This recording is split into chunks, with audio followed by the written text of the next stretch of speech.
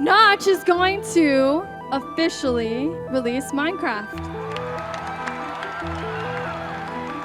15 years, over 40 major updates, and I'm playing them all. From a simple block game to now a marketable titan with its very own Netflix show on the way. Minecraft has done pretty well considering it started off like this. To honor its 15th birthday, we're gonna explore every single Minecraft version. So get comfortable, grab a snack, and join me because we're about to travel through 15 years worth of nostalgia. Let's get started.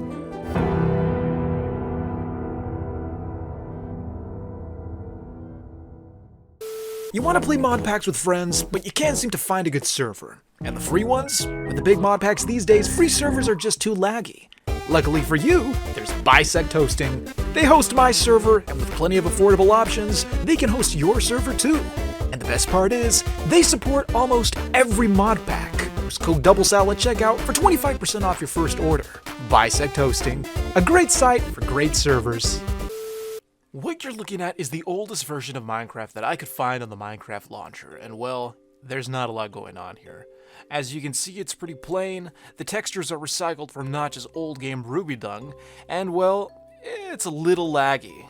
Yeah, the further I got off the ground, the better it got. I don't know if that was a thing on my end or an actual bug of the game, but I attempted to build a house, and that was a little difficult because of the lag, and there was also a lack of the classic Minecraft crosshair, so I didn't always know where I was placing my block. Luckily, there was an indicator on the blocks that when you looked at each side, it would be highlighted knowing that that's where your next block placement would be, so I did have that, and this was the final result of my fruitless endeavor. The next update came with the addition of these little guys. Strange creatures just running around that we would come to know as the classic Minecraft guy, Steve. They don't do anything aside from run around like that. And that's about it. In the next version of Old Alpha, you'll see that all of the grass has been replaced by the stone block. And not only that, but we also have the option to cycle through different blocks this time, plus we have a crosshair. We have the option of placing dirt, planks, cobblestone, and look at that old plank texture. Kinda gross. We also have the option to plant saplings, although they don't grow into trees, but Minecraft is finally starting to become like Minecraft. Building-wise, at least. We can also spam spawn these little Steves into this hole, and, well, I don't know, it's kind of fun. 0.0.13a. So far, the most notable feature is the addition of water and a world barrier. We also see that we have bedrock at the bottom if we mine all the way down, but that's not all. There is also a new menu where we can save load levels and also generate new worlds. And when you generate a new level, you have the earliest version of a Minecraft world with basic world generation. We can still spawn the Steves, and like I said before, it is laggier the closer you are to the ground, but once you get away from the ground, it gets better. We also have simple cave generation. As you can see, there are basic caves with no ores added yet, and there's also no sense of lighting. Everything is lit up. Next update, all we have is this weird plane. It's kind of a step backwards from what we had before, but we still have some basic cave generation. And if you reload the world, all you get is more of this basic plane. 0.3, better known as Minecraft Classic. This is the first version from what I've seen to actually have a hotbar, and there's actually a brand new menu. Now we have the option to toggle music, sound, show FPS, we even have the ability to change our controls. Now, from everything I've seen, this is the first one that looks like a regular Minecraft world, although the generation is still a little clunky. They're still trying to figure out what should go where, like this gold for example. Look at all of this gold that just spawned here up on the surface. I'm not sure if there were other ores, but if there were, I didn't see them. Now this next feature is amazing. The ability to toggle your render distance. Now I know this is something that we have today, but the way it was implemented back then was just beautiful. Look at this eerie fog. This is the type of fog you saw when you were looking at those old Herobrine screenshots, and you could really amplify it. I'm talking about not being able to see 3 blocks in front of you. It really changes the feel of the game because look, all you have to do is play some Music Disc 13 and boom, you have a horror game. Now the version I'm playing, I'm pretty sure it was a demo. I don't know if there was a survival version yet, but what you can see here is the earliest form of what looks like a creative mode menu with all the blocks that are at your disposal. Look at the texture of that gold block. And speaking of blocks, look at all the wool we have. I don't know why, but I feel like we had more wool colors back then. Anyways, that was Minecraft Classic. Next up is Infdev. I know we skipped Infdev, but that wasn't available on the launcher. Anyways, there's the main menu now. Not only do we have survival mode, but now we have infinite world generation. You can see we have a health bar, and we have decent world generation, and when I toggle F5 mode for some reason, I get rain particles. I don't know what that's about. In my opinion, this is actually the first update of the game that makes it look like Minecraft and not some knockoff. You have nice clouds, your iconic Minecraft pigs, and finally, we have access to crafting. I crafted some basic tools, trying to get a feel for the game's early mechanics, like the ability to gather seeds by just tilling grass. Or how about this other game mechanic of punching sheep to get wool? In a game without shears, that was the only way to gather the item. Now, I'm not a Minecraft historian, because I had no idea what I could and couldn't craft. Like a bed, for example. I have no idea when they added beds, so it was going to be a lot of trial and error. Thankfully, some things did work, like this chest. It doesn't have a custom model yet, so it's just a cube with a chest texture. It doesn't make a sound or opening animation, but that's okay. I wanted to experiment more with the crafting, so I tried making a door, only to find out that its sprite looked like a piece of cardboard, and usually you get 3, but back then, you only got 1. If you wanted 2 doors, you had to work for them. You want cobblestone slabs? There is no such thing, but there is the stone slab, which we still have in the game. Of all the differences in this Minecraft version, the most jarring is the walking animation. I'm a little confused as to what Notch was thinking when he implemented this, but maybe there was a vision I'm not seeing because he did create a really good game. Though Steve flailing his arms around like an inflatable balloon at a car dealership is still a little questionable. Old Minecraft is infamous for how dark it gets when it becomes nighttime. And when I say dark, I'm talking about borderline pitch black. You can't see anything dark. All you can see is the moon and the stars in the sky. And if you don't have torches, well, you're kinda doomed. In this case, I was that guy. Thankfully, I did have enough materials to craft a furnace and some wood to burn, and that provided all the light I needed. Ah yes, the lack of smooth lighting. The next day, I decided to get a little brave and explore one of Minecraft's early cave systems. I stumbled across one while journeying through a desert, and it was time to see what lied on the inside. And just like the nighttime, these caves were pitch black. The torches didn't illuminate that far, and well, I was really worried because I knew that the old mobs were a little more tricky to tackle given that there wasn't sprinting yet. Thankfully, I was able to mine, craft myself some basic armor, and then experience my first creeper explosion. And yeah, it blew up everything including the contents of my furnace, so I was not getting those items back. As for the old lava, extremely nostalgic. I love the old lava. It was time to begin construction on my house. A special home that would see 15 years of Minecraft fly by within the span of a couple of days. This was gonna be a humble house. Not a lot of decoration. I didn't need much, just a home to shelter me from the darkness. After that, I crafted myself a new set of iron armor, and with my brand new armor, it was time to start brainstorming on the next little project, starting a little wheat farm because I was gonna need some food. And aside from that, that was all for Infdev. Next, we jump to Minecraft 1.0.4. By this point, we had already updated the door texture, plus we had some new features such as the redstone items like pressure plates and redstone itself. There we go, me trying out the new pressure plate. And of course, I decided to start expanding into the back of the house to make this little man cave. And how would we get in? Well, with the use of this brand new iron door, which would be opened with the brand new lever. I crafted some stairs, and for some reason, their sprite looked like that. With my pickaxe, I started digging out a mine shaft, which I would descend down with my brand new stairs, and then I crafted some signs to make a couch. You know, the classic Minecraft couch with the signs as the armrests. Leave a like if you used to build couches like this, or if you still build couches like this. Because I had a cave thing going on here, I decided to add a minecart for decor. To be honest, there weren't a lot of blocks to work with, so I had to make use with what I had, even if that meant using a minecart and some rails as decoration. I think they look okay. Moving on to 1.0.5, we now have a Mojang logo and an animated menu screen. Not a lot going on in this update, just some changes to snow and the way you can stack snowballs, but aside from that, I was going to use this opportunity to expand my house. I killed some pigs for breakfast, and then I began expanding by creating a new wing. What I was gonna put here, I had no idea, just making this up as I go, but I'm sure I could find some use for this brand new space. And find use for it I did, because this brand new area ended up becoming my furnace room. Now, in Minecraft, pork chops don't stack, so you can only smelt one pork chop at a time, which meant I was gonna need 4 furnaces if I wanted to cook them a lot faster. I even added a painting just to add a little pizzazz to the room, and that was it for that addition to the house. Now it was time to admire my brand new addition from the outside, and I gotta say, I think it looks pretty good. I went back into my house to find an intruder, though he was swiftly dealt with. I wanted to make this area more accessible, so I started construction on a staircase that would allow me to exit out of this little valley, and beyond the staircase, I decided to build this little fortification. It was a simple yet effective design, as it would prevent the mobs from pouring in from that area. Once that was complete, all I had to do was add some stairs for decoration, light it up, and like that, we finally had the makings of a small castle wall. Up next was Minecraft 1.0.11. This update introduced sugarcane, paper, books, bookshelves, clay, and a bunch of other cool stuff. There were now cows, which were also introduced a few updates back, though not available in the launcher. In this case, I was going to have to venture away from my house because all of those items were going to be in newly generated chunks. Thankfully, they added the boat, which meant we had a new method of transportation for exploring this new Minecraft world. Once that was crafted, I put together a little boat dock. Wouldn't even call it a dock, but, you know, it gets the job done. Once again, I attempted to craft a bed just to set my spawn, but nope, still too early.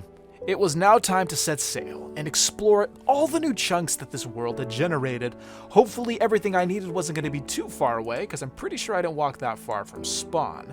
Once I started sailing, I immediately noticed out in the distance cactus. I went to go harvest myself some cactus to grow it back at the house. It was time to look for the next item, clay. And of course, I wanted to incorporate bricks into my house, so we had to mine some clay. And then, sugarcane. Sugarcane is essential for sugar, paper, which is essential for books, and bookshelves. We were getting a bunch of items all within a small span of time. Back at the house, I began planting my newly acquired cactus, and then from there, I went to my furnace room to start smelting all of the clay balls into bricks. I planted the sugarcane outside to start a new sugarcane farm that was going to be useful for later, and then I began placing torches all over because I wanted to illuminate the area to prevent monsters from spawning. With my new bricks now smelted, it was time to make brick blocks. Now, where was I going to put those brick blocks? In the man cave, of course. We needed a floor, and these bricks were going to get the job done. Look at that old brick texture. So red. Alright, and the sugarcane farm, well, it just flourished. It was doing better than my wheat farm, and this allowed me to craft a bunch of books and my first bookcase block. That was going in the man cave as well. 1.0.14. By this time, our world was finally taking shape. This update added furnace minecarts, and honestly, I don't know what these do. I crafted and placed one just to have it, and then I went to the mines to encounter the newly added slime. Now, the slime was actually added in the last update, but this is the first time I actually saw one. When it split into multiple slimes, they just suffocated in the wall and took care of themselves. I now had access to slime balls. I then discovered this weird lighting glitch. When you drop an item, usually the item is supposed to have one shadow underneath, but these ones had multiple shadows. I decided to see how far this would go, and eventually the shadows would stack until the block was pitch black. I then went into a cave to gather more resources, and all of a sudden I was being attacked by zombies. And maybe I'm just bad at the game, or maybe it's because I couldn't sprint away, but yeah. Once I was dead, I respawned back at the server spawn, which was unfortunate because, like I said before, no bed, no setting your spawn. I went back to the cave to go collect my items with the mindset that I was going to be far more cautious. I was also looking forward to collecting more precious materials, and then all of a sudden I was ambushed by not one, not two, but 3 creepers. What are the odds of that? I decided to sail away and generate new chunks because for some reason I felt like diamonds were not generating in this area, so once I got further out I started digging straight down, and guess what? Diamonds. Maybe the chunks that I spawned in just didn't have any. With the diamonds now in my inventory, I had to be extra cautious getting back home. Thank God there were pigs nearby casting weird shadows on the ground, but that wasn't the point. The point was that pork chops were being dropped, and pork chops acted as health. With my brand new diamond, I went straight to the house, and can you guess what I crafted? I crafted a jukebox. I didn't even have music discs to play, but I just had to have it because it was added, and well, who doesn't love a good jukebox? Since I was able to get my hands on some redstone as well, I decided to craft a redstone torch. Moving on to 1.0.17, whose most notable feature is the addition of fence blocks. You may have noticed that the crafting recipe for fences was a little different, utilizing all sticks and no planks. We are updating again to Minecraft 1.1.0. This update added the compass, an essential item to have because now I can actually find my way back to spawn, even on the longest of journeys. The next update added sneaking, and that was essential for me to build. The update also added brand new paintings, so I decided to expand the house by adding an art wing where we could display all of our fine pieces.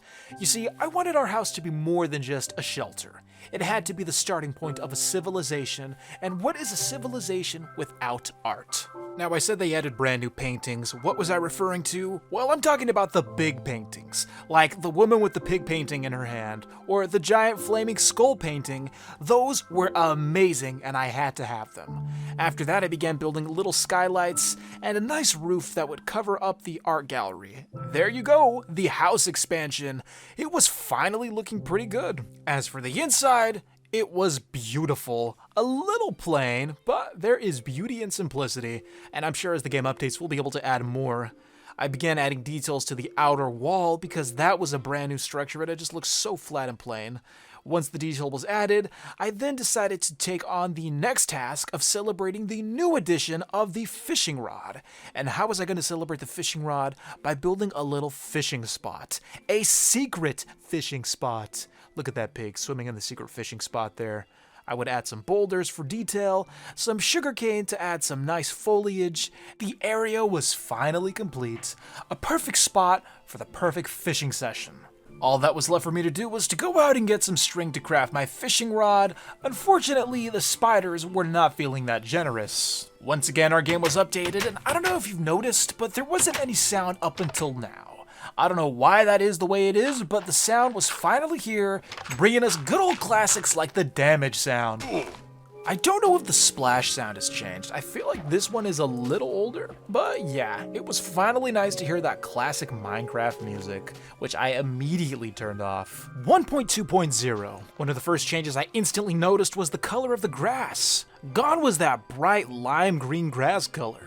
It was time to set sail and generate new chunks because the game had just introduced deserts and tundra biomes. I decided to bring my voyage to a halt because the sun had set while I was still in the ocean and I did not want to sail into land only to get blown up by creepers. The next morning, the sun rose once again and I was greeted with the sight of brand new chunks, which I was easily able to distinguish because these looked extremely out of place. I climbed the side of the brand new chunks hoping to find a desert instantly, although it was going to take a while before I came across one. And by the time I did stumble across one, I wasn't even sure if it was a desert because it was super small, though there were cactuses, so I guess that counts. A few minutes later, I came across an actual desert, so I was able to check that off my scavenger list.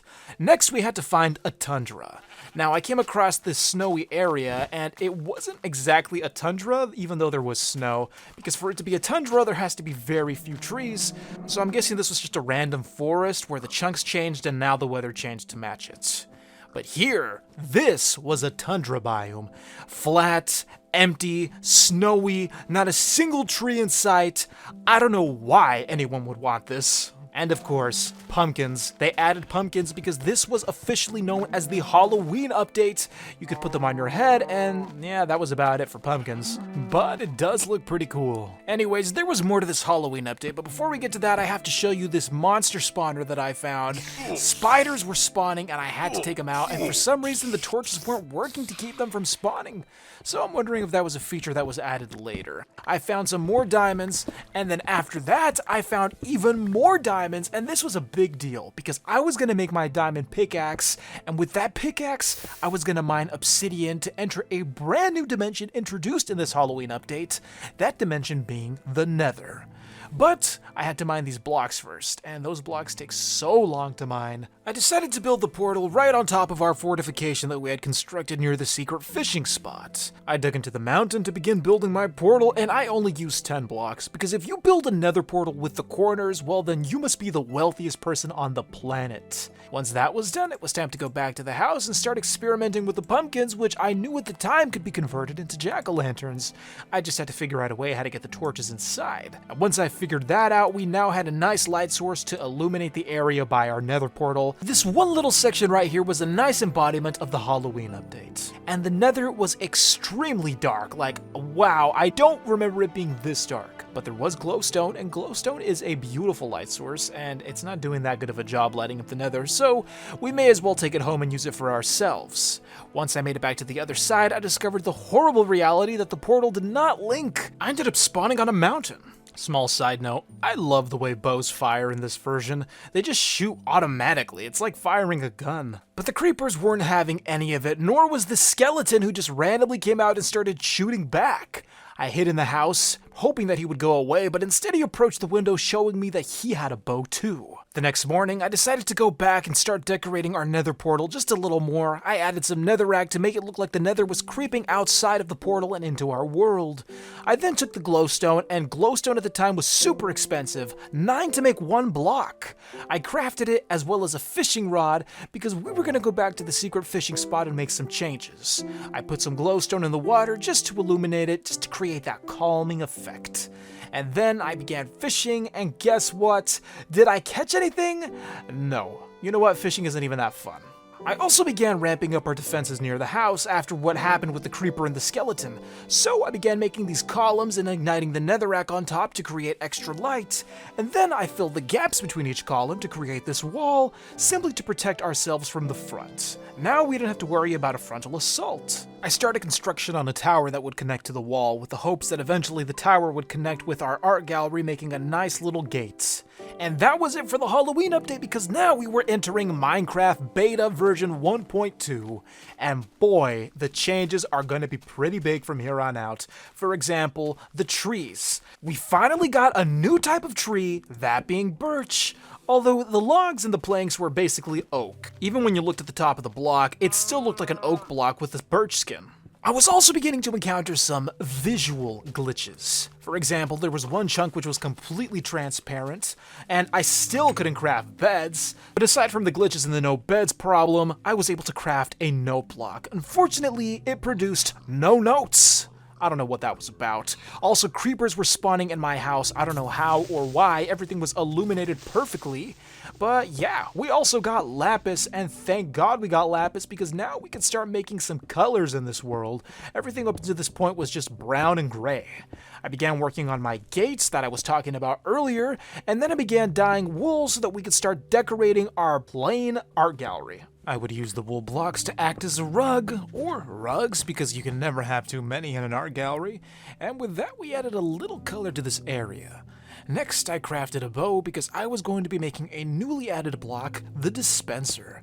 You guys use dispensers? Because I don't really use them. After that, I decided to update our house with the new birch logs, just to give it a little more color, make things pop out a little, and I thought it looked pretty good. The house was finally modern and up to date. I even added some extra rugs in the art gallery, this time red and yellow instead of just the blue and yellow. And then it was time to make a cake. The first step to do that was to milk the cows. Then I put all of the ingredients together onto the crafting table, and like that, we had a cake. Although this one was display only, no eating. We could also convert logs into charcoal. I went to the desert to go mine some sand because we could now make sandstone. And with the sandstone, I was going to use it to replace our gross cobblestone floors in the art gallery, and I think the sandstone makes a really nice floor. Kind of looks like marble, suited well for, you know, an art gallery or an art museum. Minecraft Beta 1.3. One of the first changes I noticed was that in the single player level select, we now had a new interface. Next, it was time for Minecraft to take a step into the future. We now had smooth lighting. Gone were the days of that broken, blocky looking lighting. Everything was smooth. There were shadows. There was definition. It was beautiful. We also had wood slabs, but don't let the name fool you. These were basically a retextured stone slab because you couldn't break it with an axe, but you could with a pickaxe. On top of that, we finally got our beds. Now we could sleep, although I don't know if that still set our spawn. And yes, I got my flaming skull painting. The crafting recipe for stone slabs also changed. Now you don't get the smooth stone slab, you get the cobblestone slab, which I immediately added to my secret fishing area. We also had the addition of redstone repeaters. I don't use them, but just wanted to let you know that they're there. I put it on top of the dispenser. Looks like a little mohawk. And that's about it, because we're gonna explore 1.4, and finally, the Minecraft logo has finally taken its glorious form as the logo we all know and love today. The main addition for this update was wolves as well as cookies. Because this update was so small, I decided to jump straight into beta 1.5, and there I found a bunch of features from previous versions that I had yet to cover, like squids. Those were added way back when, but this is the first time I actually see them. I also came across the spruce forests, which were added in beta 1.2, a couple updates prior, and that is where I was going to find my wolves. But first I began mining the trees because I wanted the saplings to take back home with me. As the sun began to set, I came across a pack of wolves, which was extremely lucky because it was getting dark and I needed some friends to defend me while I slept. Thank God they finally added beds. The next morning, my new wolf friends and I decided to make the trek back home. It took a while, but they finally made it safe and sound. Now I had to figure out a place where I was going to have the wolves sit for the rest of their lives. One would sit right in front of the house, I just had to push him closer to the light. And as for the other two, one would sit by the stairs and the other would sit by the gate. As for the saplings, well, I had birch saplings and spruce saplings, but it seemed my efforts were in vain because I noticed that I already had saplings planted there. I guess what ended up happening was the oak saplings that I had previously planted had somehow converted into the newer saplings. This update also graced us with powered rails as well as detector rails. Now it's time for a demonstration where you can see the true power of these tracks. As you can see, I've applied the powered rails down on the ground, and as you know, they apply power to the minecart, allowing it to excel even faster. Also, the detector rails. How do you send a signal to a minecart without a redstone torch? Well, with the detector rail, of course. Once the minecart passes over the rail, it sends a redstone signal to the powered rail, and now it has power and the minecart is accelerating again. Very complicated, just kidding. Beta Minecraft 1.6. Lots of new features in this one as well. Famous features such as the achievement notifications, and there was also the achievement progress tree, as you can see here. You can track all of your Minecraft progress in this neat little window.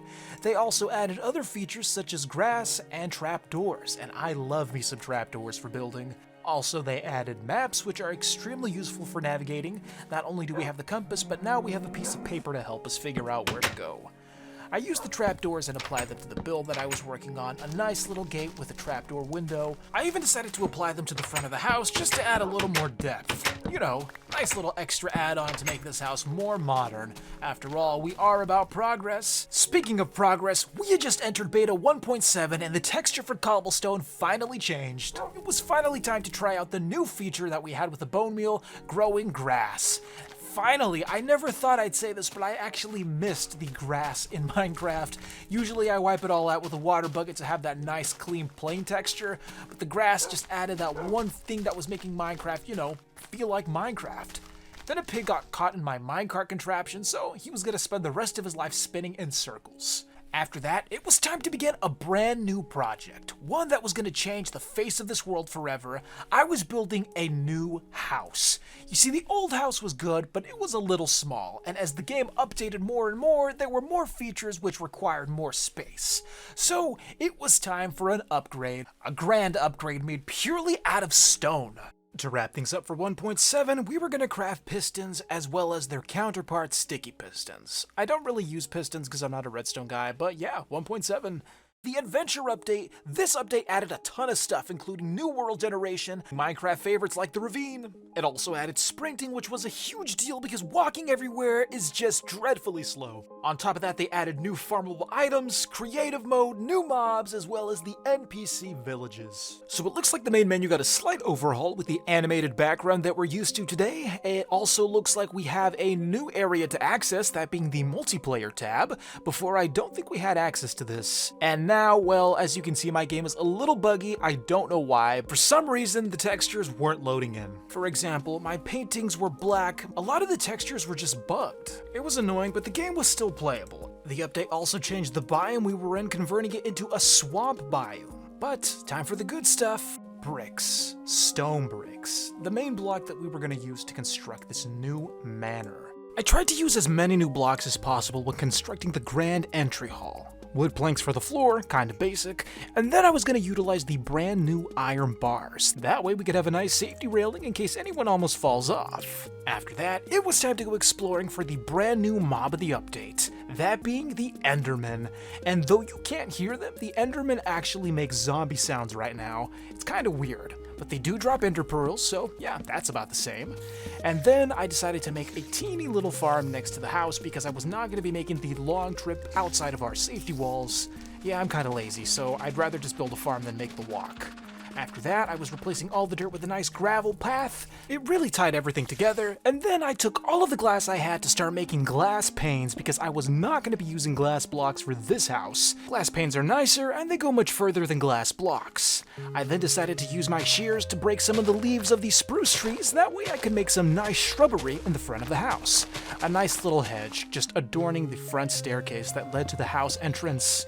With that out of the way, it was time to start furnishing the interiors, but to do that we had to first figure out how we wanted to set the floor plan out for this area. So I divided the house into 2 floors. But before I go further, it was once again time to update the game to Minecraft 1.0, the first official release of the game. And boy, do I have a story to tell you. Look at this. The chests are invisible. Everything is extremely dim. And to make things worse, and honestly it gets worse, the mobs were invisible. There were creepers blowing up and I couldn't see them. So this was going to be a huge problem because the game was borderline unplayable. You think I'm exaggerating? Look at my hotbar and look at those blocks. How am I supposed to continue this way? So I was going to have to find a solution because even the main menu was broken. Yeah, I tried it again and guess what? Even more blocks were broken, which was a real shame because I was looking forward to this update. I guess when I open doors it resets all the textures. Even the poor animals weren't spared. They were just, I don't even know what to call them, silhouettes? Like I said, the door resets all the graphics, so I was going to have a door with me if I wanted this to work because I wanted to at least craft an enchanting table. I wanted to go that far. Once I got my enchanting table, all I had to do was place it down, but yeah, it breaks the game every time I place a block. Look at that. Everything is just gray.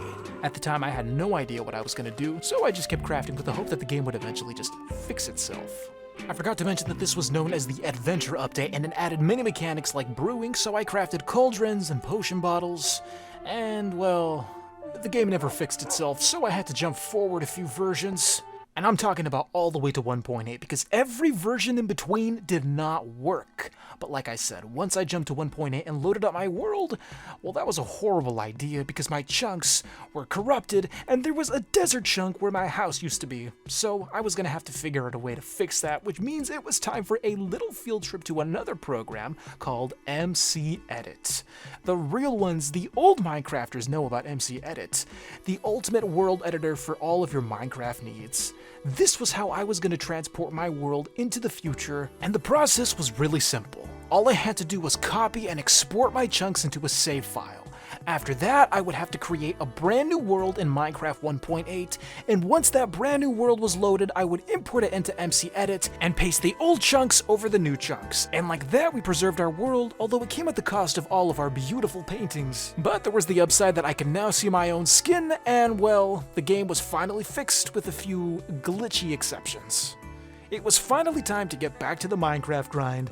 Now we had to furnish our beautiful palace, and even though I jumped a few versions ahead in Minecraft, I'm not going to skip all the updates. We're going to have to play this as if we were in those updates, so I'm only going to use each block that was available at the time of the update in the order that they released. So technically, we are still in the Adventure update. I'm not going to use anything that came out after until we fully covered this update. One of the main features of this update was the introduction of animal breeding. In this case, I was going to breed chickens, which I had herded with the power of these beautiful seeds.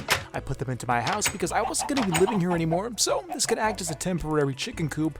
That and the fact that they were just laying eggs all over the floor, so I didn't want to live there anymore. I spotted some pigs in a swamp biome, and I had to be extremely careful because I guess I didn't align the chunks perfectly in MC Edit, so there was a big void gap in between these chunks. One fall and I was a dead man. After building a cobblestone bridge, I tried to lure the pigs in, but the wheat wasn't working because we weren't really in the adventure update.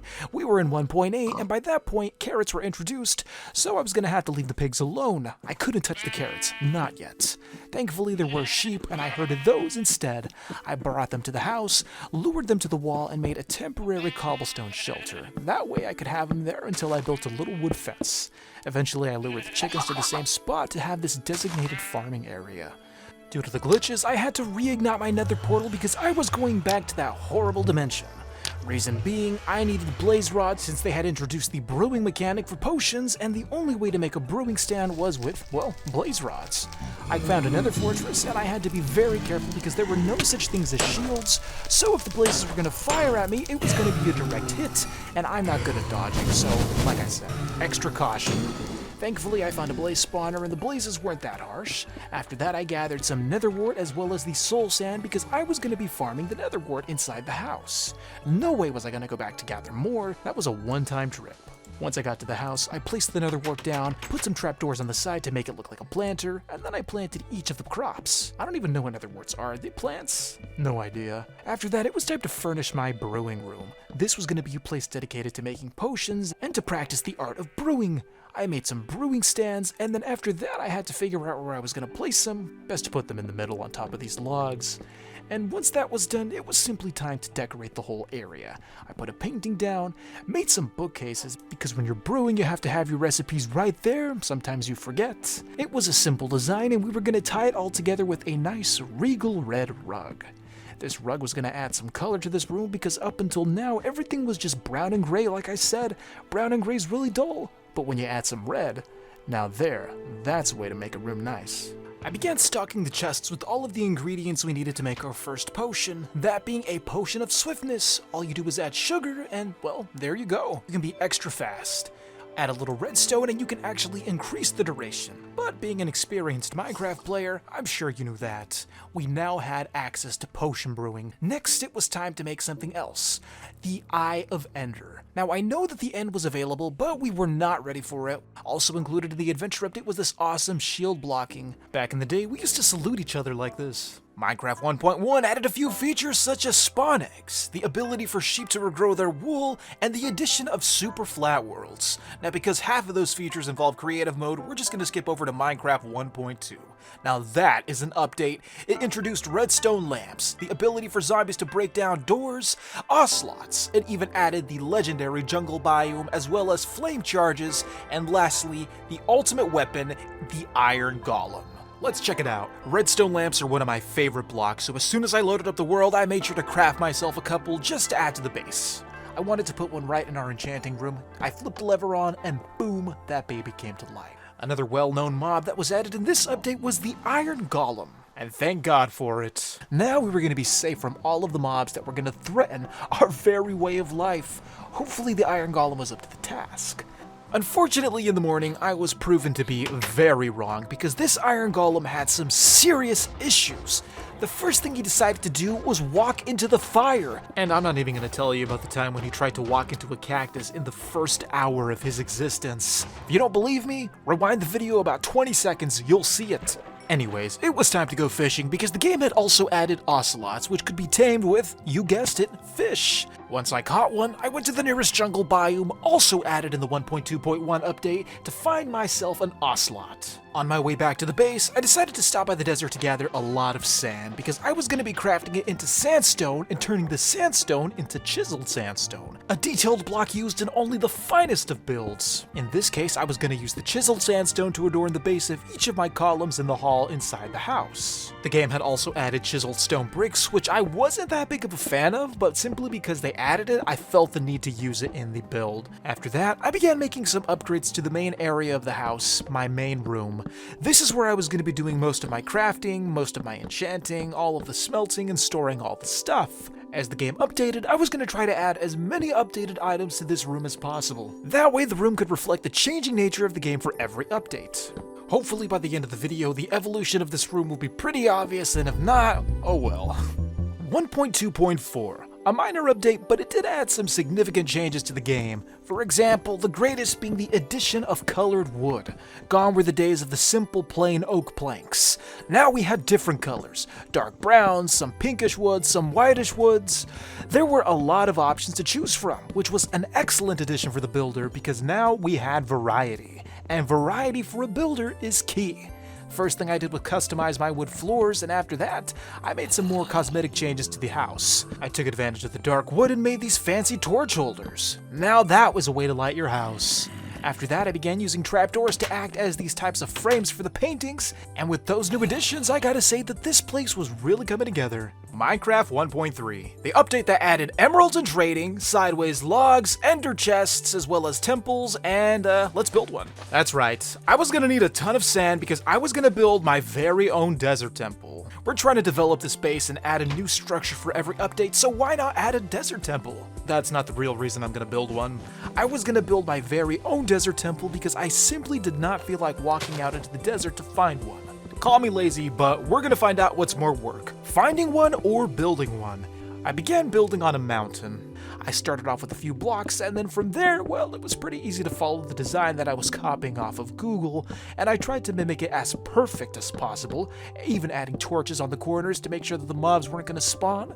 Once the outside was done, I began building the floor, and like I said before, it was a pretty simple build to put together. And here is the end result, the desert temple on the mountaintop. I even added some little torches on the side, and I customized the ground to look like a desert.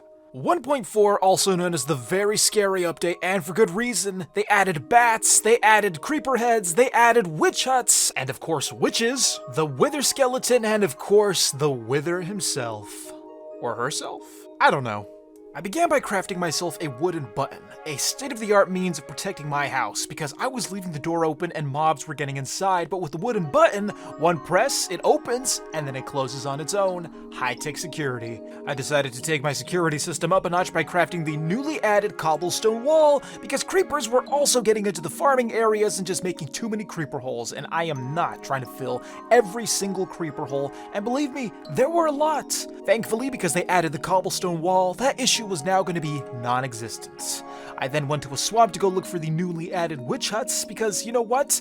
They added them, so of course I had to find them, but not before killing some cows to get myself some precious steak. Everybody loves steak.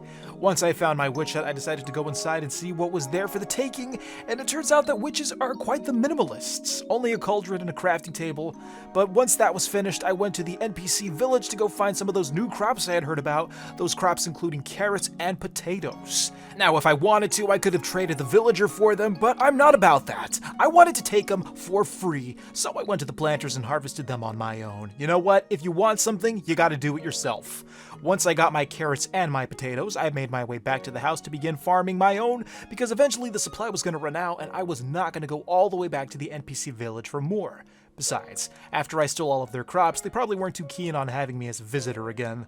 I began planting carrots, and then I began planting the potatoes, and this farm was a real step up from the other farms that we've had before. I even heard a rumor that when you plant different types of vegetables together, they actually grow faster, so this was going to be quite the vegetable social experiment to see if they were willing to uplift one another, and it was simply a matter of waiting. But I hate idly standing by, so I decided to expand the farm a little more by adding some pumpkin seeds, and I was going to need more pumpkins because they also added a brand new crafting recipe.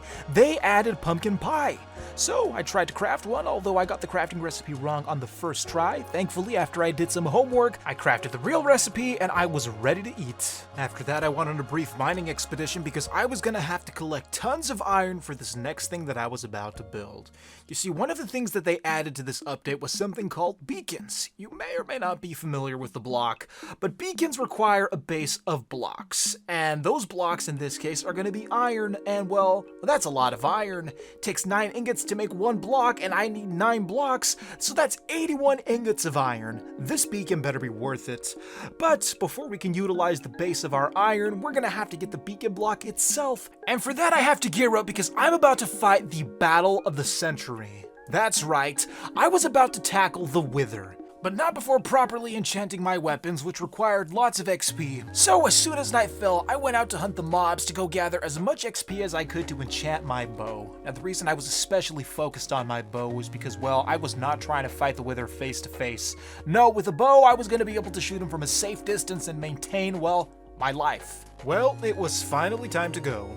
Anyways, once I had my bow, I walked right into the Nether portal because there was another tedious, grueling task I had to accomplish, that being the gathering of the Wither skulls themselves. And well, without a looting sword, that was going to be very difficult, and let me tell you this took forever, and I'm not exaggerating. I don't know how much time passed, but getting 3 Wither skulls is not an easy task. But eventually my patience paid off because I finally got the skulls I needed to actually spawn the thing.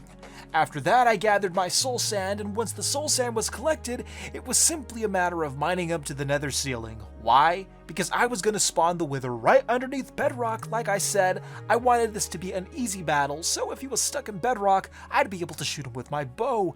Unfortunately, not everything went according to plan. Once the Wither spawned, well, he wasn't stuck, and he seemed rather agitated that I actually tried to trap him there. He broke a ton of blocks and made his way directly towards me, spamming his skulls, blowing everything up in the way. I was going to die. I had to figure out how to safely destroy this monster without dying. So I ran like a coward, although cowards do survive, and I tried to shoot him safely behind these blocks. He did get stuck for a little bit, so I was able to get a few hits in, but eventually he saw through my deception and started breaking the blocks again. Eventually I had to face my fears and fight him face to face with a sword, and that ended up being the best course of action. Once the Wither was dead, I gathered the item, crafted the beacon, and now it was time to activate it. I went to the tower of my house, placed the beacon down on the base of iron blocks.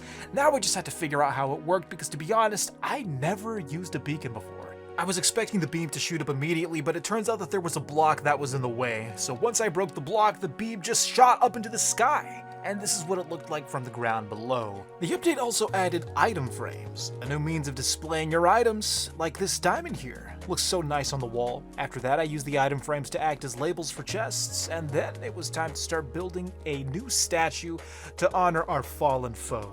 Yup, this was going to be a statue that would stand the test of time. It was the ultimate Wither statue.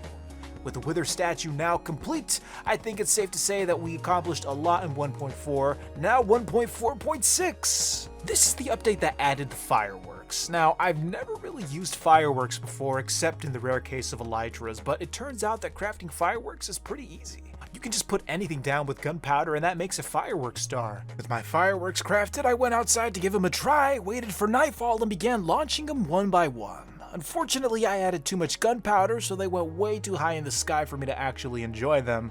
They kind of looked like little blotches of color in the sky, less like fireworks, but oh well, live and learn. After that, I crafted some books because you can now enchant books as well, which was great for cycling through enchantments. And now we are in Minecraft 1.5, also known as the Redstone update. And to be honest, I wasn't that excited for this one because I'm horrible at using redstone. But we still have to honor the update because it exists, so that meant it was time to go mine a ton of redstone for the next build. Yes, we were going to use redstone in a build, even though I'm bad at using it. I went into different caves looking for the biggest veins of redstone I could find, and once I had collected enough, I started crafting them into blocks, that being one of the new additions to this update, and with my redstone blocks I began devising a plan. What could I possibly do with this? How could I integrate them into a build? But not before figuring out that I could actually upgrade my furnace setup with the power of hoppers. Hoppers make it so much easier to auto smelt by allowing you to automatically input items into a furnace and then outputting them into a chest. After that, I crafted a weighted pressure plate just to have it. It looks like a golden plate. I even crafted an iron one. So yeah, those are decorative. After that, I went to go get my favorite block in this update, that being quartz. Yes, believe it or not, quartz was actually added in the redstone update. I don't know why, I don't know how, but somehow there was a correlation between quartz and the redstone update. I'm sure it'll come to me eventually. But with the quartz, I began constructing a temple to redstone. The redstone was going to be honored with its very own structure, with the columns of each one being adorned with redstone at the base. With the redstone blocks placed down, I now had a marking to place each column. Now now the columns are being constructed, and after that, it was time to add the redstone lamps. The redstone lamps would illuminate the temple, and I figured out why they added quartz. It's because you have to use it to make daylight sensors, which we were going to implement so that our lamps lit up at night. After that, I added some hoppers to act as these torch holders. I ignited the netherrack, and like that, the temple was nearly complete. But first, I wanted to add this redstone rune on the ground. Honestly, I was trying to go for like an occult type shape, you know, because it's a temple. And I don't know if I accomplished that successfully. It looks like somebody spilled blood on the ground, but you know what? I guess that kind of makes sense given the temple vibe.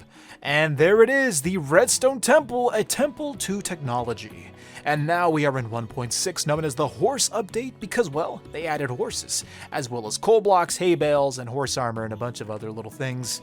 It was time to go grab a horse. So I grabbed a saddle, which I had been saving for the longest time, found some horses nearby. Now I had to go through the fun process of taming one, and the horses were very stubborn. They did not want to become my friend, but eventually one relented and became one. Now that I successfully had my own horse, I was able to put a saddle on and test his speed, and it was kind of slow. So I accepted him for who he was and took him back to the house, where I was going to have him stay until I built him a stable. I'm assuming it's a guy. Anyways, I crafted a lead with a slime ball and some string, took him back out to the front and tied him up to a fence post because horses don't belong inside. And once that was done, I began shearing some sheep because it was time to move on for the next project. I got my wool, dyed it red, and converted it into carpet. That's right, the horse update added carpet. And is it bad that I prefer the carpet over the horses in the horse updates? Anyways, I added the carpet all over the place, and once the carpet was added, it was finally time to start tending to the horse. He needed a house, and so I was going to build him a stable. I got some cobblestone and began building a small extension of the house behind the main structure. I had to mine into a mountain a little bit, and once I made some space, I began building the outline for what would be the horse stables. Now, once that was done, I mined some dirt because I had to flatten the ground to build, and then I added some stone and cobblestone to make this nice little textured floor pattern. The horse was going to sleep on stone. It sounds harsh, but I'm sure he would find it comfortable eventually. Once that was done, it was time to build the rest of the structure, but not before crafting some spruce fences, which was going to keep the horse from escaping. With the fences now added, all that was left to do was add the gates, and then it was time to begin construction on the roof. I used the logs to start creating beams. Thank God we finally had sideways logs. And then I used slabs to make up the rest of the roof, which I wanted to have in a type of arch shape. And then I used trapdoors to create these little skylights in the ceiling. When that task was completed, it was now time to take into consideration what the outside of these stables were going to look like. So I began smelting a bunch of netherrack to make nether bricks, to make the nether brick blocks. And while that was smelting, I created this type of gate, you know, like a medieval castle gate that would drop down in case of intruders. As for the outside, this is what it looked like, and that's what I did with the bricks. I made a nice nether brick roof. With that done, I began harvesting as much wheat as I could, at least what was available at the time, because I wanted to make some hay bales for the horse. Didn't want the guy starving in his pen. With the hay bales now crafted, I went to go get the horse, but not before accidentally burning him in fire. Poor guy, but I'm sure he was gonna like his new home, is my way of saying, I'm sorry for setting you on fire. I put him in his pen, placed down a hay bale, and well, yeah, that was it. I left him there to his devices. Put some torches outside, that way monsters wouldn't spawn, and that was actually a valid concern. It was really dark in this corner of my base, so I had to place down more torches, extra fences, just in case the creepers wanted to pull anything dumb. And when I went back inside the stables to check on the horse, he was trying to escape! He actually used the hay bale to climb over the walls. So I trapped him again, and now he wasn't my guest, he was my prisoner. Just kidding, I love horses. One of the main blocks of this update was hardened clay. You could actually put clay in a furnace now, cook it and make hardened clay. You could even dye it. So that's exactly what I did. I dyed some clay, and then I tried to incorporate it into my main room as best as I could. And with that being the last activity of this update, it was now time to move on to Minecraft version 1.7, the update that changed the world. And they mean that literally, because we got a ton of new biomes in this update, which meant it was time to do a lot of exploring. But first, glass. Stained glass. Yes, one of my favorite additions to this update was the addition of colored glass, which meant we could now dye the color of our beacon, although that yellow looked more like a Mountain Dew green. Now the main task for the day was to revamp all of our windows. I was tired of looking through these clear, clean looking transparent windows. Now it was time to dye them a different color. I wanted them to be yellow and red. they kind of look like flames. So I went about replacing each window with my new glass panes, and like that we added a ton of new color to this base. I even decided to add a center window right above our enchanting table, and yes, I wanted to use the same colors. There you go, looks like the Eye of Sauron. After that, I hopped on the horse because we needed more sand for more glass. That's right, we were gonna do every single window in our house. So I went to the desert, gathered as much sand as I could, and once I had an ample amount of sand, I made my way back to the base, smelted it all, stained it with dye, and from there I replaced every single window. This is what it looks like from the outside. I think it looks gorgeous. Color is coming back to this world. Speaking of the world, this is the update that changed the world, so we have to go appreciate some of those changes, like the addition of this dark forest biome. Look at that, I love this tree. I then came across a desert well. I was told that those were pretty rare, but I don't think they were added in this update. I mined some watermelon, that was actually the first time I saw some of that in this world, and then I went to the new savanna biome. Not that crazy about acacia logs, though I do use them a lot in my steampunk builds. Then I went to this new, I don't even know how you say this, taiga biome? Taiga biome? Something like that. It's the one where the trees are really large. I then came across this field of flowers, which was essential for my future plans, so I tried to harvest as much as I could because I needed all the colors. In terms of floral foliage, Minecraft has really come a long way from its simple rose and dandelion. There are so many options to choose from now, so if you like flowers, this is the update for you. Now, my favorite biome addition was the mesa biome, now known as the Badlands biome, although I still call them mesa biomes. The reason I love these biomes so much is because there are so many colorful blocks you can collect. And then you have the views. I mean, come on, that is a view. After my journey of exploration, I went back to the base with all of the flowers I could carry, and thank God, because they were going to be important for a couple of updates that were coming up. But for now, the flowers are going to be nothing more than a means to decorate our courtyard. After all, this courtyard was kind of gray, and it was a little dark after they converted the grass to make it look like a swamp type of grass. After that, I started mining up the grass because I just hated that swamp color, and I decided that I was going to replace it with something a little more vibrant. That being our brand new hardened clay blocks, which we had collected and created. Now, if only I could get this obnoxious skeleton to stop shooting me. Oh my goodness. Anyways, I went for a checkered floor pattern, and I even updated the gatehouse. After that, I added some torches to the roof of my own house, and well, everything is nice and illuminated. Yes, the original valley was really taking shape. The only blemish in this area was our old decrepit house, so I decided to go take a tour down memory lane and see what I had left in there, and it was honestly kind of creepy going back inside. I don't know why. I wonder if it's because of the old building style or the lack of color and lights, but the next morning I decided to chop down some trees to plant the new saplings that we had gathered during our adventure. I then checked on the pumpkins, which had finally fully grown, so we were going to be having more pumpkin pie. I then planted the melon seeds right next to the pumpkins, and hopefully we were going to have melons soon. Once that was done, it was time to grow the saplings into fully mature trees, that way we could have that corner filled up. And like that, we finally had our new dark oak wood and our new source of acacia wood.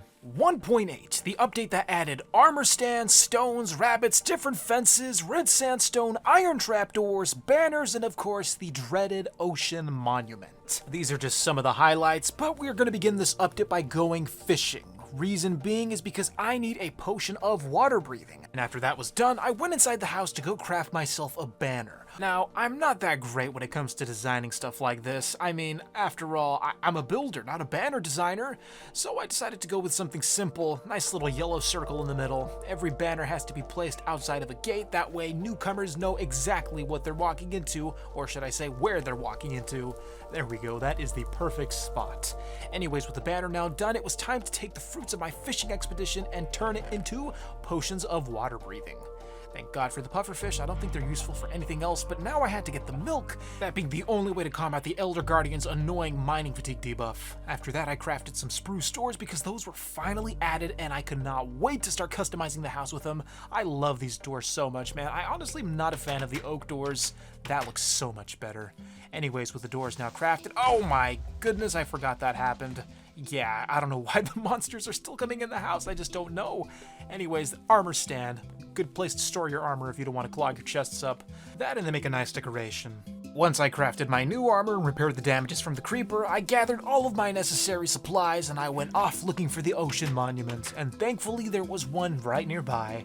I sailed to it and I began quickly building a little wooden platform so as to protect myself from the gross, disgusting guardians, and as soon as I started building, I got the mining fatigue debuff. So yeah, he was quick to apply that on me.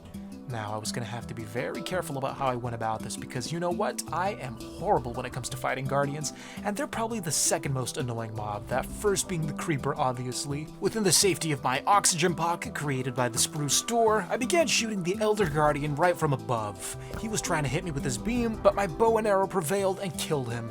After that, I had no intent of going deeper into the monument. I just wanted to mine the surface layer of blocks, that way we could incorporate them into a build.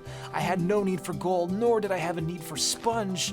Although, you know what? Since I was here, I would try gathering some anyway. Now, when sponge is wet, it's pretty much useless, but I did hear that you could actually go into the nether, place the wet sponge, and it would automatically dry. So I decided to give that a try, and it didn't work. I don't know if that's an update that came later, or if that's just a feature that doesn't exist at all. I went back to the monument to go mine some more blocks, that way I could have enough for my future build, and then once that was complete, I went out to go mine some of the new stones like this diorite block. Now, old diorite is kind of ugly, as is this old granite texture. A lot of people, I don't really think they liked these at the time. They kind of referred to them as inventory cloggers, you know, just useless blocks that filled up your inventory. I think when they changed the texture, they became a lot nicer. I mean, that's my opinion. And we're gonna build something here at the farm area right where the trees are because I'm building a windmill. So I started off with a round cobblestone base there just as an outline to get the shape done, and then I swapped out the cobblestone for some bricks just to add some texture, and then I put down the floors, and once that was complete, it was time to actually build the foundation. I was going to have this nice little walkaway go around the base of the building. I added some posts there to act as support beams. Once that was complete, it was time to build the tower of the windmill itself. I started by laying down some basic dark oak logs. After that, I used my diorite to make the white tower, and I incorporated some of the smooth diorite in there, the polished diorite, just to give it some texture. This is what it looks like from the very top floor. Now all I had to do was build the blades and the roof, and for that I was going to keep it simple. Wool for the blades, dark oak planks for the beams that held the blades up. The next step was to build the roof, but before I did that, I went to the courtyard to punch a hole through our wall because we didn't actually have an official walkway to the farming area. Up until now, we had just been running around everything we had built to get there, so I made a walkway, chopped down some trees, and that's what the tower looked like.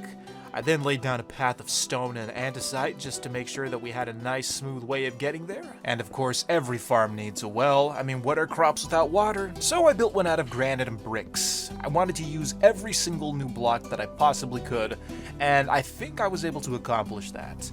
Lastly, this was just cosmetic, but I built a granite wall, added some brick slabs on top just to give it some color, and then I planted a bunch of the new flowers we had gathered, and this farming area was now complete.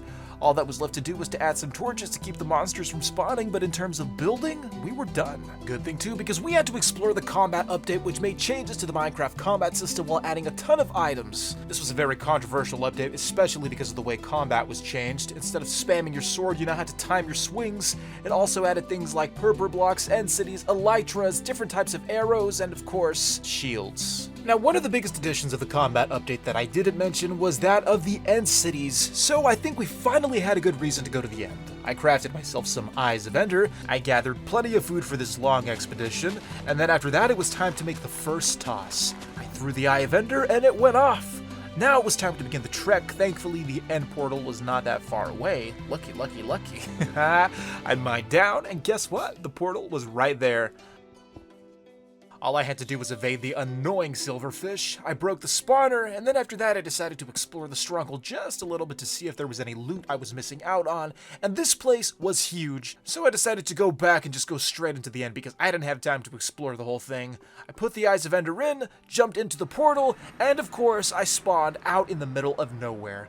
I was a little worried, so caution was going to be my ally. I began bridging across, hoping that the Ender Dragon wouldn't notice me, and then this happened! The man nearly knocked me off! Or woman. People have told me that the Ender Dragon is a girl, but that doesn't matter because the Ender Dragon was going to be good as dead as soon as I broke these crystals, but that was proving to be a little harder than I thought. Thankfully, I had my trusty boat to do half the work. It took some time, but slowly each crystal was getting destroyed. The Ender Dragon knew his time, or I keep saying his time, her time was coming short. And I wouldn't place so much emphasis on it, but they're right, the Ender Dragon does leave an egg when it dies. So I made a temporary shelter to regenerate some health, but the Ender Dragon rudely flew through it and broke the blocks, nearly killed me in the process. It was about time I put the dragon down, not just for my sake, but for the sake of the local Endermen who had been killed during this battle. I kept swiping at the dragon with my sword until it was finally defeated. It rose up into the sky in a marvelous array of light and color, but we weren't done with the end just yet. I still had plans. I was gonna go to the end cities, and to do that, I was gonna have to collect some ender pearls. Thankfully, there were some ender pearls left from the carnage of the previous battle. And now all I had to do was carefully throw one into a tiny little hole. That's right. These little end portals here, they are so scary. If I hit the bedrock, I'm done for. Thankfully, I had the accuracy of a champ. Now it was time to explore the vast void of the end, and there soon on the horizon I saw an end city. An end city with a ship! Bonus! I was looking forward to getting shulker boxes, but I didn't know this. It turns out that the shulkers don't actually drop the boxes. That comes out in a later update, so half of the reason I wanted to be here was already down the toilet.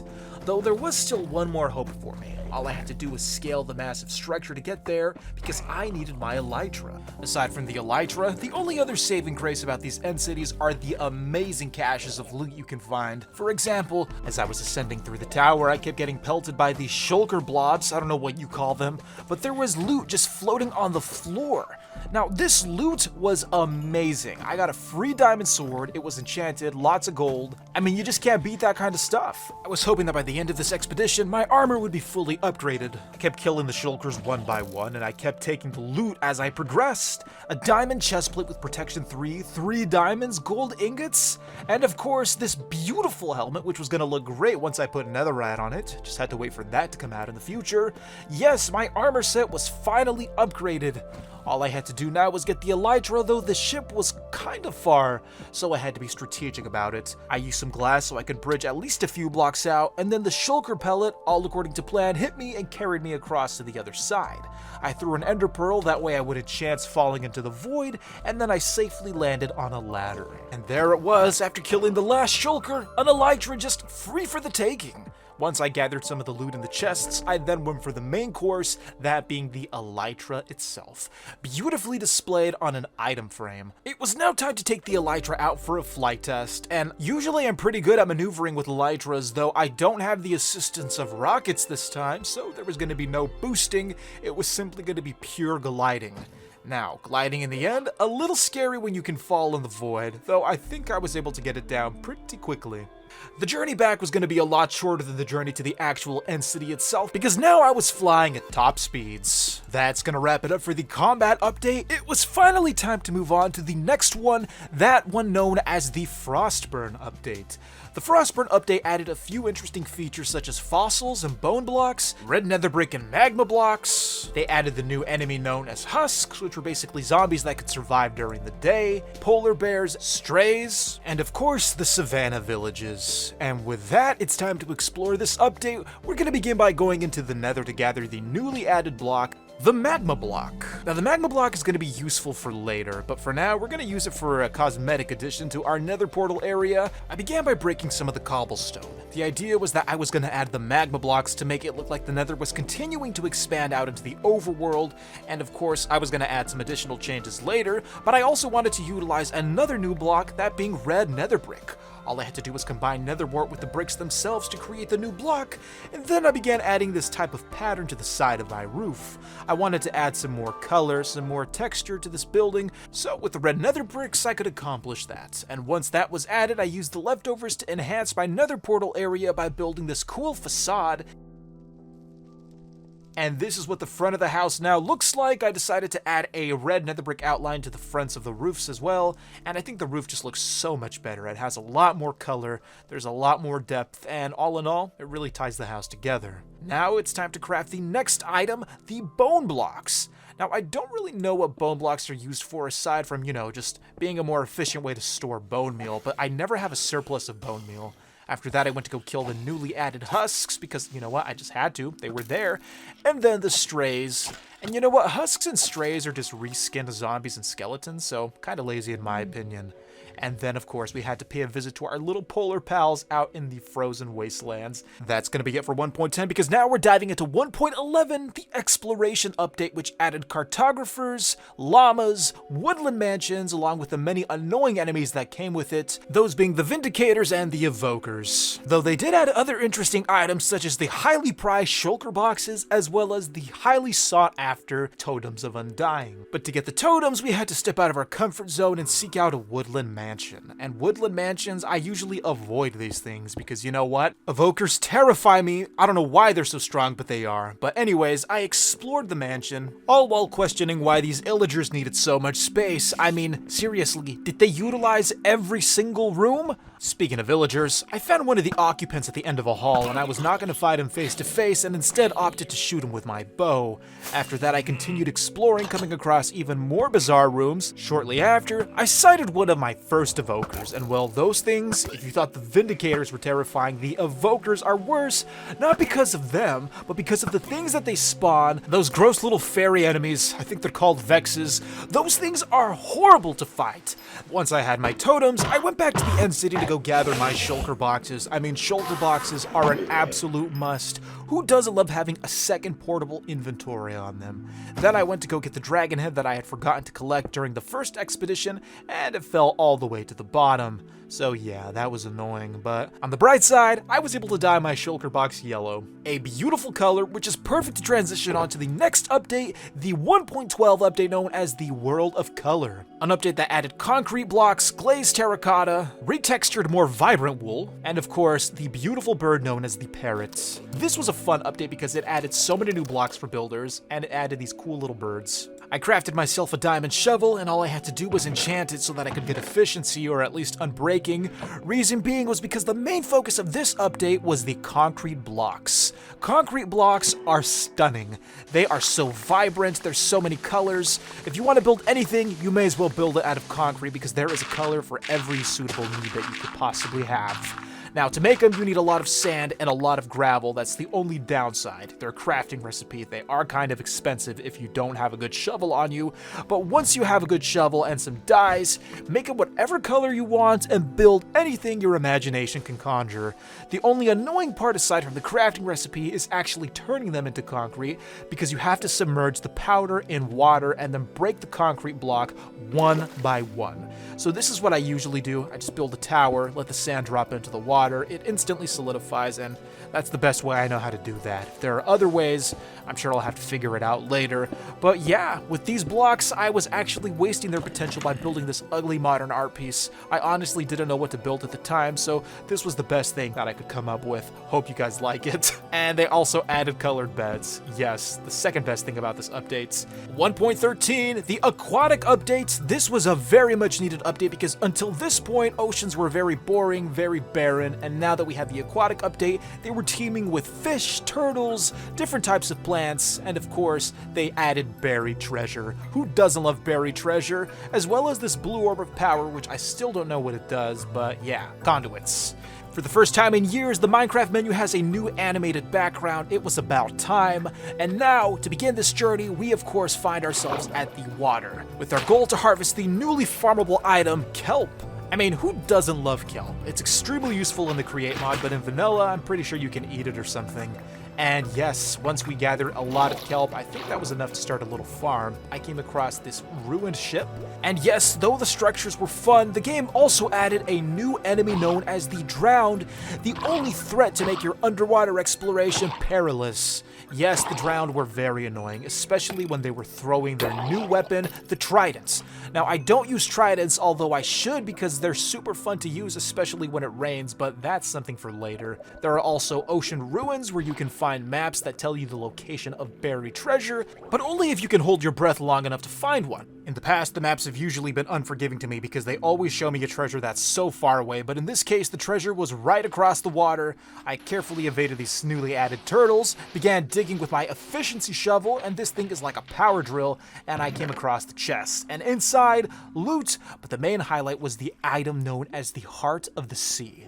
The Heart of the Sea was an essential item in this update because it created what was called a conduit, though more on that later because we were going to enjoy the brand new birch boats. That's right, gone were the days of having only one boat. This was added in 1.9, but we didn't have a use for it until now. Now you could craft a boat of any color with any wood. We took our vessel to the newly added coral reef, which was basically the most gorgeous addition they did for the oceans because coral reefs are so bright and colorful, and then they added the sea pickles, which are kind of ugly themselves, but they do illuminate the area quite nicely. I harvested some sea pickles because I was going to use them for our little water grove area where we had our fishing spot. Then I went back to the boat because it was time to begin the next leg of the journey back home. With sea pickles in hand, I went to the secret fishing spot, planted them down, and now we had a nice way of illuminating our area, aside from the glowstone, which really wasn't doing that good of a job. I even planted some kelp, and like that, we made our area a little cozier. Speaking of kelp, I needed a place to farm it, so I began using our old bay that we had once used to sail in the old alpha versions. I then crafted a conduit with a nautilus shell dropped by the drowns, and I was going to use that for later.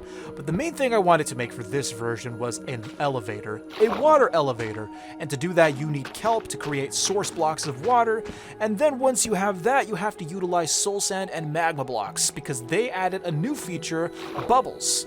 Now, bubbles can actually elevate you or pull you down. If you use soul sand, it's going to shoot you up.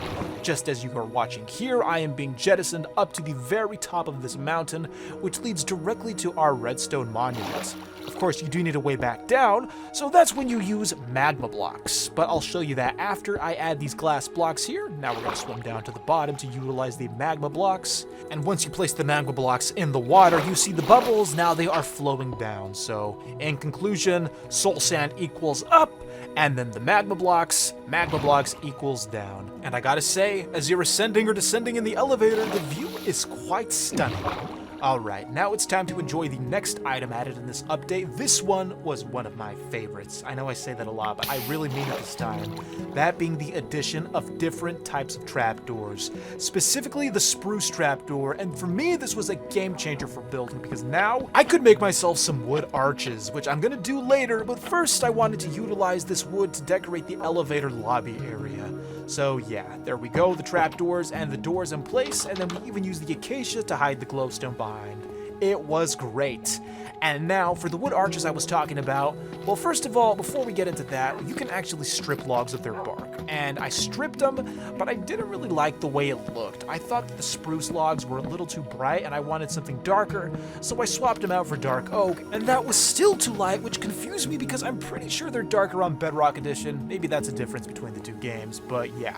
That was what it looked like, and those are the trapdoors in place, and I do love the way they round out the arches. We are approaching the end of the Aquatic update, but before we wrap it up, we have to build one more structure. Actually, strike that. We have to build two more structures, that being the conduit structure, and once again, like I said before, I have no idea what this does. Correct me if I'm wrong, but I believe it's used to defend against guardians and drowned. I think it shoots a laser, but yeah. Anyways, that was built, and now it was time to decorate the bay area because you know what? It was kind of plain. So I wanted to enhance it somehow, and how was I going to do that? Well, thankfully, I still had some leftover prismarine from my ocean monument expedition, and I was going to use it to build a silly sea serpent. Reason being, I didn't know what else to use the prismarine for, and sea serpents, well, they seem to fit the theme perfectly for the Aquatic update. And there it is, soaking in the water, proud as ever, the silly sea serpent, although he wasn't that silly. And now for the worst edition of the Aquatic update, the phantoms. I don't know why you guys wanted this, I don't know why you voted for this, but yes, this was the first of many disappointing mob vote results. That was fun in 1.13, but now it's time for 1.14, the Village and Pillage update, which added village raids and, of course, revamped villages, which came with a ton of new blocks, including mobs such as the fox and panda. Once again, we have a new animated background for the main menu, and now it's time to explore this update, and for that we're going to begin by starting with the furnace upgrades. That's right, we're done with regular furnaces because now we can upgrade them into smokers and blast furnaces, specialized furnaces for cooking food or for smelting ores. Excellent additions that speed up the cooking or smelting process. Yes, these were a must for our base, and now it was time to test the smoker by cooking one of my prized pork chops, and look at that speed. Another change made by the update was the addition of the retextured wheat. Yes, wheat finally looked like wheat now. The update also added barrels, another alternative means of storing items if you wanted a more rustic look that you couldn't really get with a chest block. And barrels, they are pretty to look at. So I wanted to put them to use by harvesting some of the wheats as well as some of my potatoes.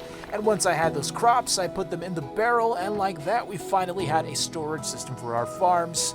Good, because it was time to move on to cartography as well as fletching, blocks that could be used to change the professions of villagers if you wanted to start a villager trading hall.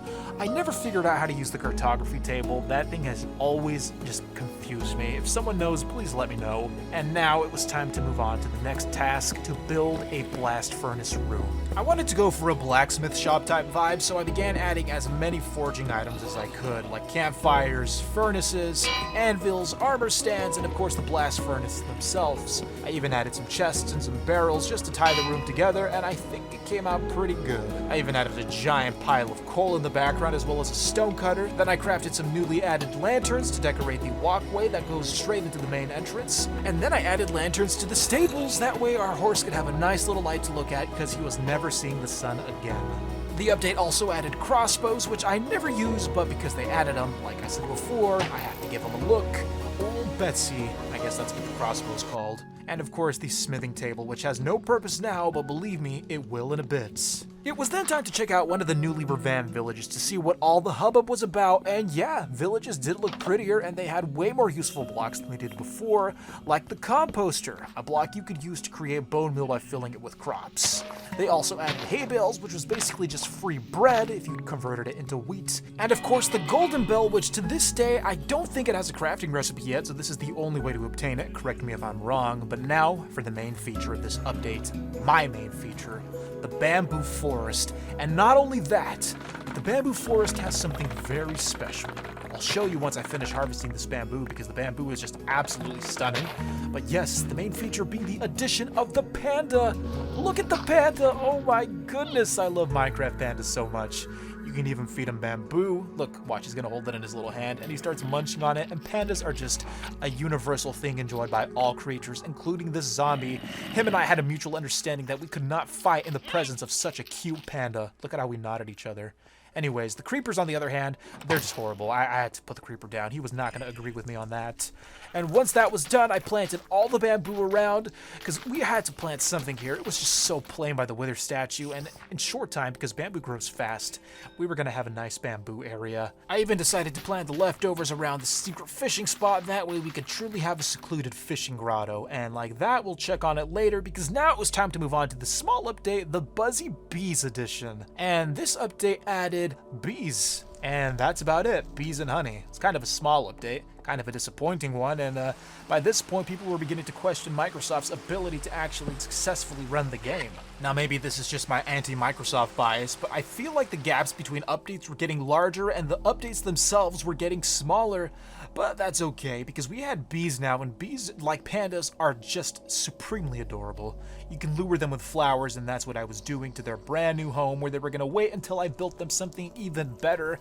They were going to live off of the flowers in the courtyard area. I had to break the fence so that they could have access to them. And once they were nice and pollinated, they went into the hive for a nice little sleep. Now it was time to build them a brand new house, and to do that I was going to need a lot of yellow dye. Reason being was because I was going to be making yellow concrete powder, and in turn, yellow concrete. I even found a faster way to mine the concrete by placing it in your offhand and mining it with your main hand. Now what was I going to build? A bee beehive, of course. Bees need a beehive, a big one at that. I constructed it with the concrete as well as some hardened clay, and that's what it looked like. Although it was dark on the inside, so I opted to replace one of the layers with brown stained glass. That way the bees could still have a view of the outside. I then replaced all of the grass to cover it up with concrete, as well as some dirt. The reason I needed to keep the dirt was because, well, bees need flowers, and flowers, as you all know, I hope you know, they grow in dirt. Planted them some nice lilac plants, and then from there, I planted some temporary campfires which I would ignite when I wanted to pacify them when I had to harvest the honey. Bees were then lured into the beehive with a rose bush, and from there, they became accustomed with their brand new home. I placed a door there to trap them on the inside, and there, like that, the bees were finally going to start populating their new beehive, a beehive fit for a queen. It was time for another big update, 1.16, also known as the Nether update. This update revamped the entire Nether by adding new biomes, new enemies, and of course, new armor, that being netherite. Now, we're going to explore, here is the new animated background by the way, we're going to explore the Nether, but before we do that, we have to gather a ton of wool because my main goal is to actually get some netherite. So to do that, I was going to do the old exploding the bed in the Nether method. I've done this before, and now you're about to see me do it again. I got my beds, and now it was simply time to go into the Nether and find some new chunks where the netherite was going to generate. I ventured off into the new Nether where it was retextured, and then I came across a new structure known as a bastion. And the bastion is horrifying because it contains brutes as well as piglins, pig-like enemies who will do anything to destroy you unless you're wearing gold or have something of value to trade with them. I ran away, and those guys are bulky, and they do a ton of damage. They're worse than evokers. But thankfully, on a little platform I made, I was able to shoot them down one by one. After that, it was just free exploration from there because the zombie pigmen, well, they were still friendly.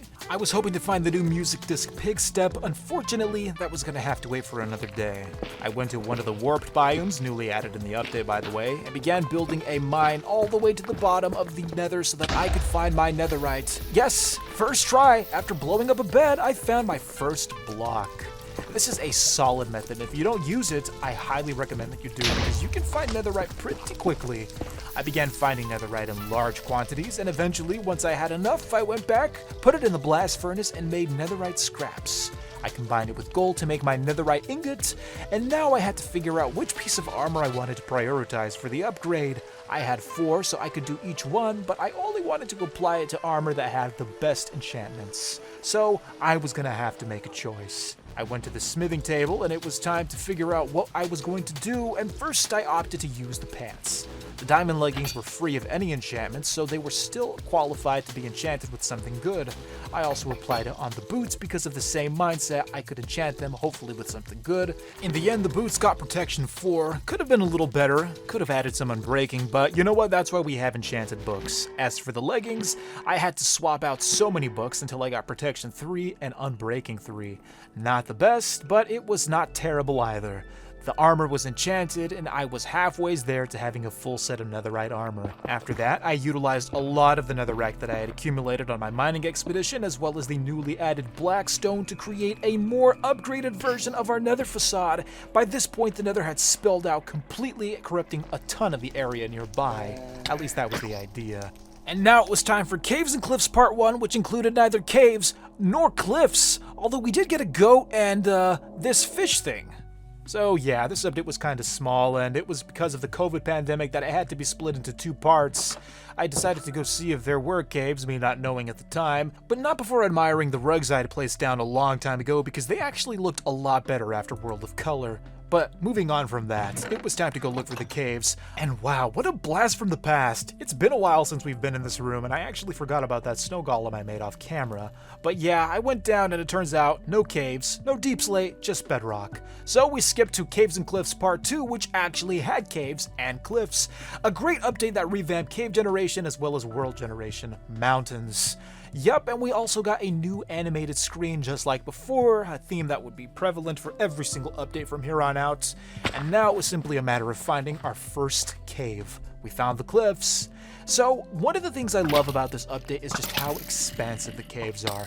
Before, exploring caves used to be kind of a chore, but this actually made caves fun. They also added copper. Like I said in the previous update, copper didn't really have a use yet. It's a decorative block more than it is a utility block, but I'm sure in future updates they'll find something for it. Maybe in the next one. I heard that they were going to do something with it. But yeah, these caves are absolutely massive, and they are actually way more dangerous now than they were before. This is a block of copper ore. You could do the same thing with iron, crafting all of the ores into these blocks, which is a great addition to save space in your inventory. And yes, the glow squid, I don't remember when that was added, but I don't really care much for it because it does absolutely nothing. What a waste of a mob. Anyways, deep slate level. We're now getting into the nitty gritty because we were getting closer to the bottom where all the good stuff was, like this lush cave. I love lush caves so much. I mean, they're so pretty. So much green, and then you have the glow berries. I began harvesting some of these blocks because I was going to make a little lush cave of my own back at the base. I also came across this other addition, that being the geode and amethyst blocks.